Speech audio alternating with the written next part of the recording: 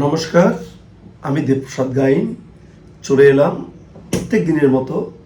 আজকেও আমরা সিএএ নিয়ে কিছু তথ্যমূলক আলোচনা করার জন্য। অনেকেই বলছেন আমি 2026 সালে ভোট দিয়েছি, আমার কি সিএএ করা লাগবে? আমার বক্তব্য স্পষ্ট, প্রত্যেক দিনই একই বক্তব্য। আপনি 2024 সালে যেমন ভোট দিয়েছেন, আপনি 2011 সালেও ভোট দিয়েছিলেন। এসআইআরে যাদের নাম কাটা গেছে এবং যারা 26 সালে ভোট দিয়েছেন, এই মানুষগুলো যদি পূর্ববঙ্গে অর্থাৎ বাংলাদেশে জন্মগ্রহণ করে থাকেন, তাহলে আপনার ভোটার তালিকায় নাম আছে কি গেছে এটা বড় প্রশ্ন নয়। আপনার কাছে যেটা মূল প্রশ্ন হয়ে ধরা দিচ্ছে সেটা আপনি এই ভোটার তালিকায় নাম আছে, ভোট প্রদান করলেন, তার জন্য আপনি এই দেশের নাগরিক কিনা। তো এই প্রসঙ্গে বলি, ভারতের মহামান্য আদালত স্পষ্ট করে দিয়েছিলেন Aadhaar card, voter card, ration card, PAN card, ব্যাংকের বই, জমির দলিল, এসসি সার্টিফিকেট, সরকারি চাকরি বাকরি কোনোটাই নাগরিকত্ব প্রমাণ বহন করে না। নাগরিকত্ব হওয়ার নির্দিষ্ট আইন আছে, সেই আইন মোতাবেকই নাগরিক হয়। জন্মসূত্রে যারা এখানে অরিজিন, এখানে স্পাউস ইন্ডিয়ান, সারা জীবন 14 পুরুষ তারা এইখানে বসবাস করছে, তারা নাগরিক, প্রথম স্টেজ। তারপর অনেকে নাগরিকত্ব পায়, দেশে তারা হয়তো বিপদে আছে, বিভিন্ন সমস্যায় আছে, এসে অনেকে এখানে এলটিভি ভিসা করে, লং টাইম ভিসার পরে 5 বছর 7 বছর পরে তারা এখানে স্থায়ী নাগরিকত্ব চায়। সেভাবে কিছু কিছু লোক নাগরিকত্ব পায়। আর একটাভাবে পায় বিবাহিত সূত্রে নাগরিকত্ব, স্পাউস যদি ইন্ডিয়ান হয় বা এই রেজিস্ট্রেশনের মাধ্যমে নাগরিকত্ব হয়। আর বর্তমানে ভারত সরকার আমাদের বাংলাদেশ, পাকিস্তান, আফগানিস্তান এই 3 দেশ থেকে আসা হিন্দু, বৌদ্ধ, খ্রিস্টান, শিখ, জৈন, ফার্সি এই 6 সম্প্রদায়ের মানুষ যদি তারা নির্যাতিত হয়ে অন্য কোনো কারণে এই ভারতবর্ষে চলে এসে থাকে, তারা বাই ন্যাশনালাইজেশনের মাধ্যমে নাগরিকত্ব পায়। সেই আইন এই ভারতবর্ষে চালু হয়েছে। তাহলে আমরা এখন এখানে নাগরিকত্ব পাবো ন্যাশনালাইজেশনের মাধ্যমে। অনেকে আছে এখানে বিয়ে করেছে, এসে এখানকার হয়তো স্থানীয় মেয়ে বা কোনো আমাদের বাংলাদেশি মেয়ে এসে স্থানীয় কোনো ছেলেকে বিয়ে করেছে, তাদের বাই রেজিস্ট্রেশনের মাধ্যমে তারা নাগরিকত্ব পাবে। তো যে সমস্ত আমাদের উদ্বাস্তু মানুষের মধ্যে যারা একটু অতি বুদ্ধিমান বা নিজেকে অতি চালাক মনে করছেন যে আমার তো 2026 সালের ভোটার তালিকায় নাম আছে, অমুকের বাবার নাম সেটে দিয়ে বা তমুকের মায়ের নাম সেটে দিয়ে আমার নামটা উঠে গেছে, আমি বুঝি বড় একখানা নাগরিক হয়ে গেছি, এটা ভাবার কোনো অবকাশ নেই। অনেকে বলছেন আমার বাবার নাম 2002 সালের আগেও ছিল। হ্যাঁ ছিল, 71 এসেছিল আপনার বাবা, সে প্রমাণ দেখিয়েও আপনি ভোটার তালিকায় নাম তুলে রেখেছেন, 26-এ ভোট দিয়েছেন, তার মানে আপনি কিন্তু কোনো প্রকারের নাগরিক নন। এটা কিন্তু আমি প্রত্যেক দিন বলছি, আজকেও বলছি। এনআরপি যখন শেষ হবে, পরে এনআরসি হবে।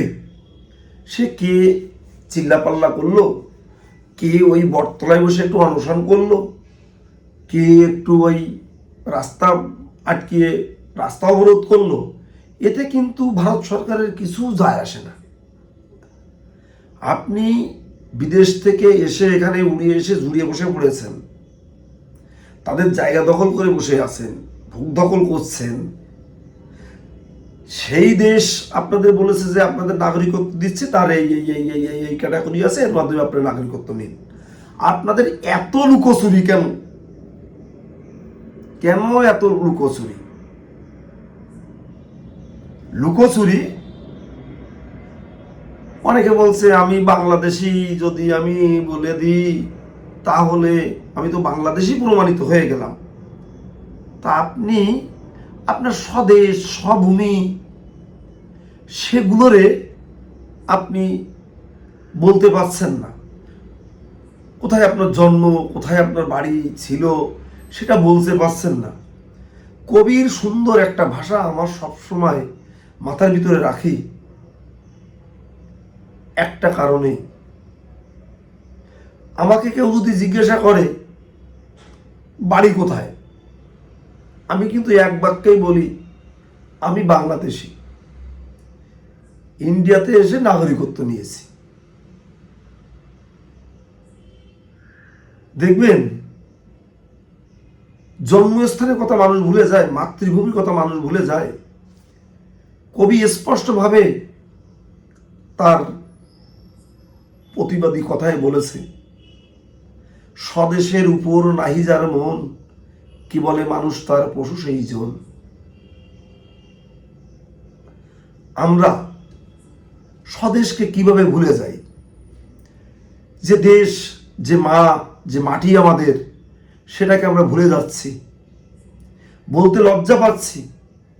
অনেকে দেখবেন, অরাও দেখি, কারো বাবা হয়তো একটু রিক্সা চালায়, ভ্যান চালায়, পরের বাড়ি কাজ করে, বা অনেকের মা করে, তারা বাবার পরিচয় দিতে লজ্জা পায়, মায়ের পরিচয় দিতে লজ্জা পায়। মা পরের বাড়ি কাজ করে, বাসন মাজে, বাবা ভ্যান চালায়, সেই বাবাকে পরিচয় দিতে লজ্জা পায়। তো এই সমস্ত মানুষ, এদেরকে মুখে থুতু দেওয়া উচিত। দেখুন, ফোন করে অনেকে বলে আমি সেই মায়ের কোলে ছোট্ট বয়সে এই দেশে এসেছি, আমার বাংলাদেশ কোথায় কি কিছুই মনে নেই। যে বেটা ফোন করে সেই এই কথা বলে, তার মানে মায়ের কোলে ছাড়া কেউ হেঁটে এদেশে আসেনি। সেই ছোট্টবেলায় কবে মায়ের কোলে এই দেশে এসেছিল, তার বাংলাদেশ সম্পর্কে কিছুই মনে নেই। কোথায় তার জেলা ছিল, বাড়ি ছিল, গ্রাম ছিল, তার মা বাবার মুখেও কোনোদিন বাংলাদেশ সম্পর্কে গল্পও শোনেনি। এই সমস্ত আহমেদদের আমি বলছি, এই সমস্ত আহমেদদের আমার যদি বলে, মিষ্টি ভাষায় বলি, দেখো এখন সিএতে কাজ হচ্ছে না, এগুলো করার দরকার নেই, আপনি ছোটবেলায় করে এসেছিলেন, আপনি কেন করবেন? কারণ কোলে আসা আর প্লেনে আসা আর হেলিকপ্টারে আসা তো একই ব্যাপার, আপনি তো হেলিকপ্টারে চলে এসেছেন। এই সমস্ত মানে অপকণ্ড, হয়তো দুকোন একটা সার্টিফিকেট টিকে তাদের কাছে থাকতে পারে, বলবো এরা অপকণ্ড। এরা কোনোদিন মায়ের মুখে, বাপের মুখেও শুনিনি মা বাবার জন্মস্থান কোথায়, কোথায় জন্মগ্রহণ করেছিল। এরা মোটে বাংলাদেশের কিছু দেখেনি। কোনোদিন মায়ের মুখে, বাবার কানে মুখেও শুনিনি, তাদের কানে ঢোকেনি।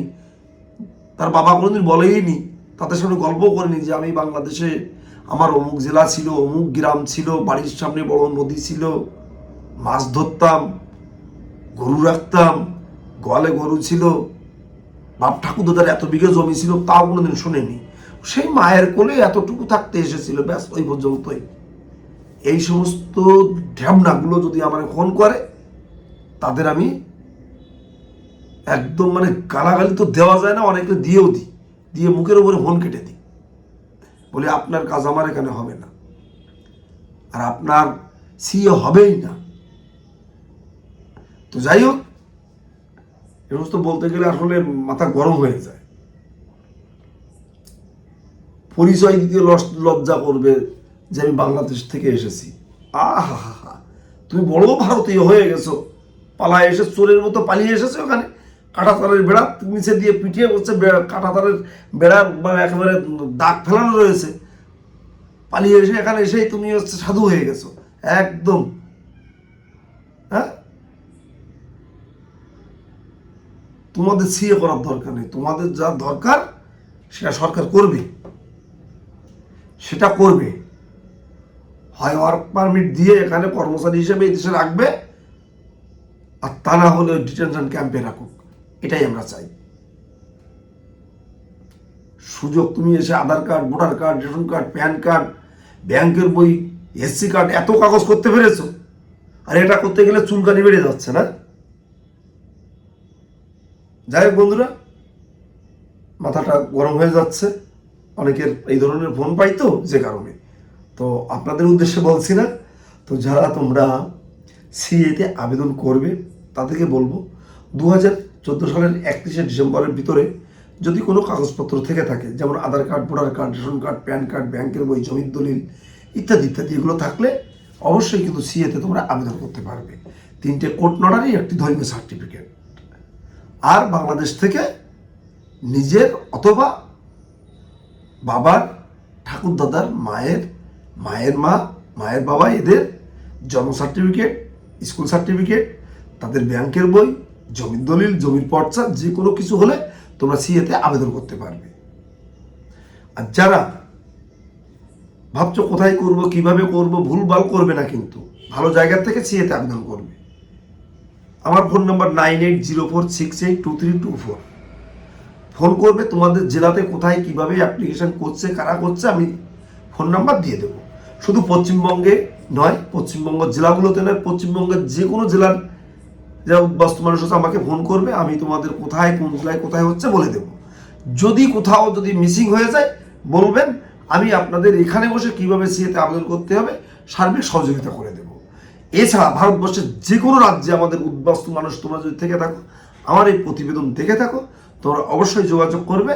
আমি এখানে বসেই তোমাদের সিএতে অ্যাপ্লিকেশন করার সার্বিক সহযোগিতা করব, চিন্তা নেই, ভয় নেই। তো তোমরা যারা শহর, বন্দর, গ্রামগঞ্জে আমার এই প্রতিবেদন দেখছো, সবাইকে বলবো চ্যানেলটিকে সাবস্ক্রাইব করো এবং শেয়ার করে দেশ ও দেশের বাইরের লোককে দেখার সুযোগ করে দিও। ভালো থেকো, সুস্থ থেকো, সুন্দর থেকো। আমার বক্তব্য শেষ করার আগে বয়োজ্যেষ্ঠদের চরণে রইল আমার প্রণাম।